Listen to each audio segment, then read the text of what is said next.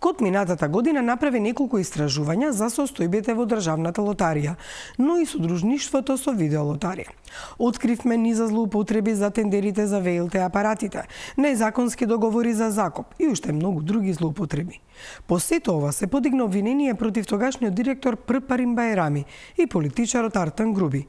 Но и двајцата никогаш не се најдоа пред лицето на правдата затоа што се во бегство. На Бајрами не му се знае трагата, Груби е во Албанија. Државниот завод за ревизија нотираше во својот најнов извештај што се случувало со парите на граѓаните кои уплакеле за игри на среќа. Но еден од најинтересните моменти е дека директорката на финансии во лотарија, наместо да го уплаќа дневниот промет во касата на лотаријата, таа си го изнесувала со торбичка надвор, каде завршиле парите од следниот прилог.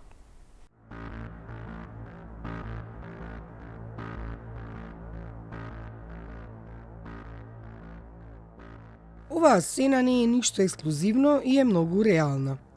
Жена што оди со торба на кај дома од работа. Може би пазарела, може би носи дома материјали за да ги доработи, може би си купила нешто. Но оваа жена секој ден ја носи торбата на работа и од работа. Сопругот ја чека во 16 часот, кога и завршува работното време, за да ја земе и превезе до дома. Некој ќе рече на вистина има среќа, грижлив сопруг. Но што е всушност причината за вака редовно носење на торбата и превозот до дома? Ова не го пишуваше во извештајот на Државниот завод за ревизија. Ова е реалност која се случувала со години, на исто место, со иста жена, на ист начин. Во рацете на една личност биле концентрирани повеќе функции, така да без разлика што согласно систематизацијата и пополнитоста постоело лице кое што било чија работа било да ги врши благајничките работи и лице кое што требало сметководствено да евидентира, сепак во делот на готовината истото било вршено од една иста личност, која што била директор на секторот за финансии, истовремено благајник и истовремено сметководител. Да, во рацете на една личност било целото финансиско работење на државната лотарија од 2022 година па се до 2025, кога е направена ревизијата. Со торбата врака, одејќи секој ден на кај дома со обезбедениот превоз. За која сума се работи и дали може да се открие каде завршувале тие пари? Тој износ е околу 750.000 евра. Значи, интересен факт е дека се случило да има во два пати во текот на годината уплата на дневниот пазар, меѓутоа тоа било еднаш во април и еднаш било во декември, но сепак со нашите ревизорски техники утврдивме дека не се однесува на дневниот пазар, туку представува едноставно земање на парични средства од една сметка и уплата во како дневен пазар на друга платежна сметка. Лотарија имала сопствени 10 продажни места за продажба на лотариски и електронски игри. Оттаму секој ден се остварувал така наречен дневен пазар, односно уплати во кеш. Споредбите беа направени помеѓу електронскиот систем каде што се евидентираат уплатите на паричните средства и добивките кои што се исплаќаат по тој основ и паралелно усогласено со сметководствената евиденција. И при тоа утврдивме дека сите оние износи на дневна основа, кои што представуваат дневен пазар, не се уплаќаат на платежните сметки во банките, кои што се отворени од страна на државната лотарија. Наместо благајникот или сметководителот, секогаш таа велела дека лично ќе ги уплати парите кои ги носеле дистрибутерите од 10 продажни места низ Македонија. Но не се манипулирало само со дневниот пазар, туку и со малите добивки до 5000 денари, на кои не се плаќа данок на личен доход, кои дел се исплаќаат преку продажните места на лотарија, а дел со така наречени мастер дилери, каде им се даваат аванси. Зачудуваше фактот што во ист ден и мастер дилерот, но и од страна на раководителот, директорот на секторот за финансии се исплатени аванси. Без благајнички записи за секој ден, во кој требало да се впише дневниот промет, без документи за потврдени трансакции, немало никаква контрола и следење на тоа што се случува во сметководството, кога станува збор за кешот или авансите. Целата работа е откриена кога ревизорите во април 2025 влегле во сметководството на лотарија. Но оваа ревизија е побарана и од страна на Александар Климовски, кој стапи на функција директор во август 2024. На местото на Прпарин Бајрами, кој заедно со Артан Груби се во бегство, токму за поднесени кривични пријави за други случаи во лотарија. Барање за ревизија побарало и обвинителството. Но каде е ликот од главната сцена со ташната со која се изнесувани парите од лотарија? Откако Климовски случајот го пријавил во финансиската полиција, почнува истрага, но директорката зема годишен одмор па боледување. Во јули заминува во Грција, каде има куќа. Според извори на Телма од истрагата, на граничниот премин само била претресена дали со себе носи пари, но бидејќи немала, не била запрена. Не е ставена на стоп листа за гранични премини, бидејќи се уште нема кривична пријава. Финансиската полиција работи на истрагата, која треба да ги опфати сите уплати во дневниот пазар и парите дадени за аванси. Нема одговор од органите на истрагата дали е таа во земјата или во бегство. И Скопското обвинителство е запознаено со овој случај. Лотаријата е ликвидна и овие одливи не биле единствените кои ја јаделе добивката. Една од поголемите афери што ја открија новинарите, ја работеше и код, беше изнајмувањето на објектот во Визбегово, за кој лотарија платила 400.000 евра, а никогаш не го употребила. Закупот на простор во однос на 2020 година е зголемен за 13 пати, утврдиле ревизорите. Еден од предметите кој што беше предмет на ревизија е и Визбегово. За овој договор, бидејќи во периодот, иако се платени закупнините, тие изнесуваат околу 400.000 евра за целиот период на закуп. Иако се платени закупнините, во периодот 2023 година не бил користен за таа цел, додека во периодот од 2024 година се користи како магазински простор. Со доаѓањето на новото раководство, овој договор за закуп е раскинат. Но Визбегово не е единствениот ваков закуп. Уште 30 објекти се во низата за закупнини на лотарија кои не се искористени. Тоа се во Делчево, во Аеродром и во Велес, за кои што се платени од прилика 5 милиони денари за закупнина, иако истите не се користат, но и за реновирање се исплатени околу 11 милиони денари.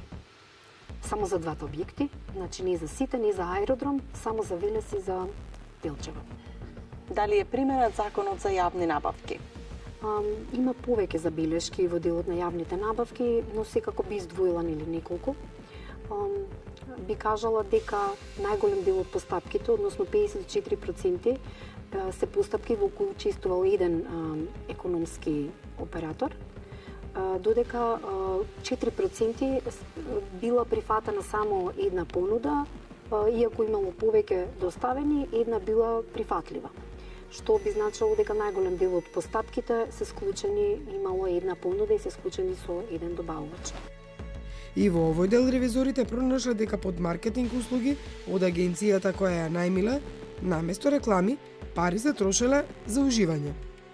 Биле набавувани возила, лаптопи, телефони, екзотични патувања, и тоа се одело преку постапка за маркетинг услуги, што представува еден вид избегнување на одредбите од Законот за јавни набавки, ако се има во предвид дека маркетинг агенциите не се договорен орган согласно Законот за јавните набавки. Потрошени се 10 пати повеќе пари за маркетинг во 2024 споредено со 2020, а за потрошените 3,5 милиони евра нема соодветна документација дека услугите се извршени, ниту доказ дека емисиите се прикажани, ниту пак реализација на медија плановите. За промоција на Мегавин за време на Еврокупот потрошени се речиси 230.000 евра, но нема документи кои покажуваат како и каде се трошени. За некои од емисиите нема докази ниту дека се емитувани. Во септември 2023 година склучен бил договор, а потоа и анекс договор за продукција на 78 ТВ емисии од забавен карактер, чија цел била во трајање од 60 на минути, чија цел била да се промовира лотарија и незината дејност. При тоа во ревизорскиот извештај истакнато е дека 28 од тие емисии се платени повеќе средства, бидејќи согласно склучениот анекс во 2025 година нивната цена била намалена, но иако била намалена, сепак тие били исплатени по повисокиот износ. Дополнително тоа што го утврдивме дека 8 од тие емисии не се доставени докази до друштвото дека навистина емисиите се продуцирани.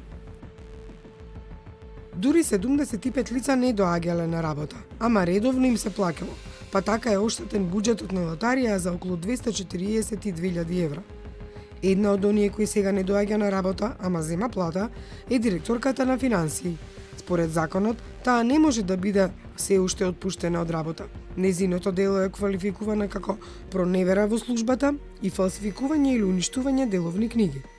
Дали ги споделувала парите со некого или сама ги трошела, засега не се знае.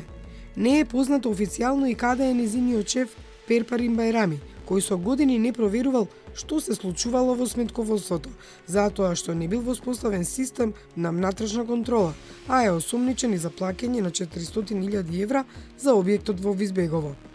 Бајрами заедно со Артан Груби се на потерница од декември 2024. Директорот и екс-вице-премиерот се сомничат за проневера на околу 8 милиони евра од државна лотарија за набавка на ВЛТ апарати. Јавното обвинителство има поведено 2 истраги, за кои јавноста беше веќе известена. За одреден број лица е поведена скратена постапка. Дополнително, се постапува и во предистрага, меѓутоа обвинителството не е во можност да ги открива предметите или бројот на лица опфатени со предистражни дејствија.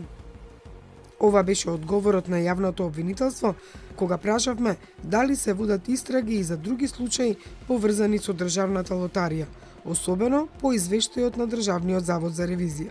Државниот завод за ревизија даде и конкретни препораки. Може ли да посочите дел од нив? Нашите препораки одат кон тоа да бидат пропишани пишани процедури за сите оние важни значајни активности од дејноста на државна лотарија, да постои поделба на надлежности, како би можеле тие добро да се воспостават. Дадовме препораки во однос на внатрешната ревизија, бидејќи и таа е многу важна алка во целиот тој систем на контроли. Ако го немате системот на контроли, не можете ни да управувате со ризиците. Да се премине од готовинско на безготовински начин на работење, со цел да се зголеми финансиската дисциплина во друштвото.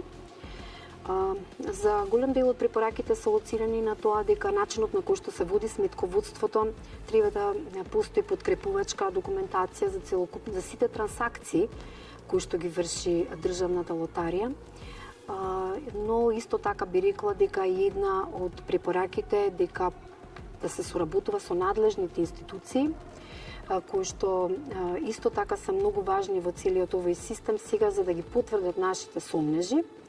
И доколку се потврдат, нашите препораки би биле да се побара одговорност и да се побара поврат на сите потрошени јавни средства.